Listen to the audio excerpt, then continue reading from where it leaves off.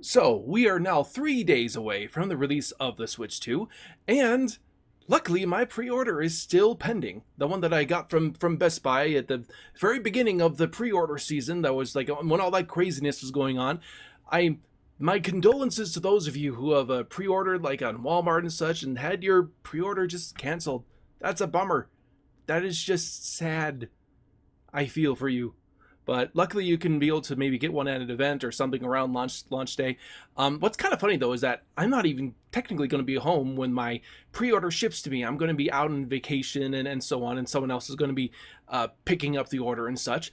But kind of like I want to be making like more like just talking about stuff kind of videos. And the thing I wanted to talk about today was kind of how the Switch had comebacks of two major characters that actually meant a lot to me. One of them, of course, being Banjo Kazooie, and the other one being Geno from Super Mario RPG. Now, starting with Banjo Kazooie, of course, when Super Smash Bros. Ultimate came out and he was included in that, that itself was like such a great thing of just being able to see those characters as their true original selves, being able to have moveset that was faithful to the games, with some great music tracks and the Spiral Mountain stage, so that was such a great inclusion. And that's the thing. That's the thing. Like after that inclusion, like I feel like Microsoft really dropped the ball, where we had a sudden surge in popularity for these characters, and since then, over now at this point, about almost 6 years and counting, they just haven't done anything. I mean, maybe there's some team that's working on something initial planning stages. There are conflicting reports as far as that is concerned. It's not good when even a Grant Kirkhope doesn't seem to have any faith in that kind of a thing happening.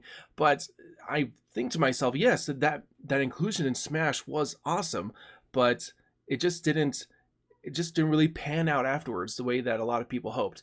Geno, on the other hand, they kind of had like an opposite thing going on there, where of course Geno really just had the inclusion in Super Mario RPG with a one little minor inclusion in Mario and Luigi as a cameo there, and you could say that honestly didn't quite deserve the Smash slot as much as Banjo Kazooie did. He really was more of a niche character, but still very popular in his niche little fandom. Me definitely included in there. I wanted him to be in Super Smash Brothers as a way to kind of bring back the character, to kind of give him a modern rendition, because he's only existed in that old 16-bit game that Square and Nintendo made back then. So he wasn't included in, and I thought, oh, I guess we're just going to have to wait for the next time around to hope that he does come back. But that's the thing, like Smash wasn't really the only way that he could come back. And I think even like after the Super Smash Brothers and all the characters were revealed and such, I kind of was wondering, oh, maybe someday they'll actually do something with just Super Mario RPG itself.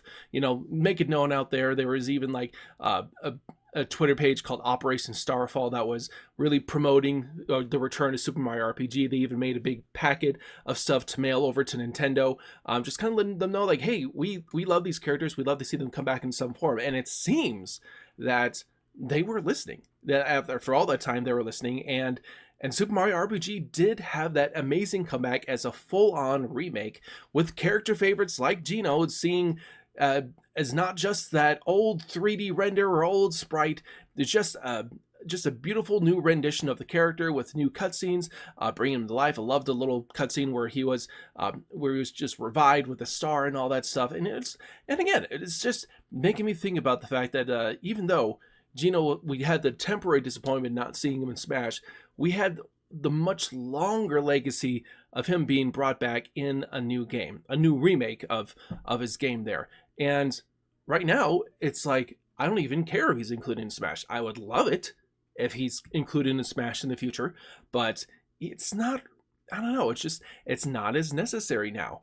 Where he's had his proper modern rendition, and that's really all I needed. And truly, that's all I needed. Banjo and Kazooie, they did get their modern rendition, but they still also need a proper comeback. They still very much need that, and we're just going to still keep hoping that there's some developer out there that wants to do that. But No, Toys for Bob wants to. Microsoft, I hope you're listening to them. That given them a chance to do that after whatever they're working on currently there. But that's all I wanted to talk about. I hope you guys enjoy your time with the Switch 2, which is launching in a couple of days. If you again, just hopefully you're able to get a hold of one and again, sorry to those who got your pre-order canceled there. But I'm looking forward to playing Mario Kart World and especially Donkey Kong Bonanza. I think that's going to be a lot of fun.